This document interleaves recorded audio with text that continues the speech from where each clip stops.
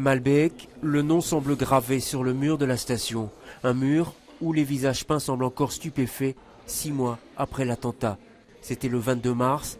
Difficile aujourd'hui de ne pas y penser. On est triste pour ceux qui ont disparu, pour ceux qui sont blessés à vie, pour ceux qui sont même blessés provisoirement. Pour tout vous dire, j'étais dans la rame qui a précédé celle qui a explosé.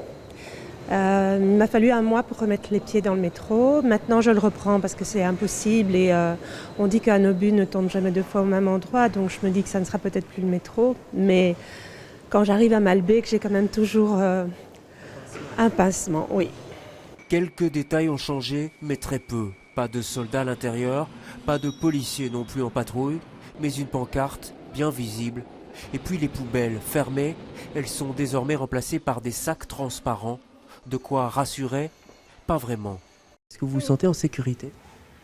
Pas toujours. Je regarde toujours encore autour de moi, mais ça va beaucoup mieux. Oui. Mais vous regardez autour de vous, donc il y a quand même une petite crainte? Oui, un peu.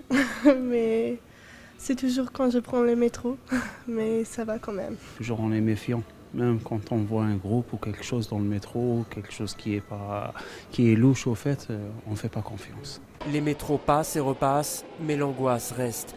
17 personnes ont perdu la vie sur ce quai, plus de 100 blessés. Alors forcément, plus rien ne sera jamais comme avant. Plus le temps passe, on semble oublier un peu. Enfin, de jour en jour, on se remet dans la vie de tous les jours, quoi. Mais à l'idée, on sait que c'est toujours des choses qui peuvent encore arriver.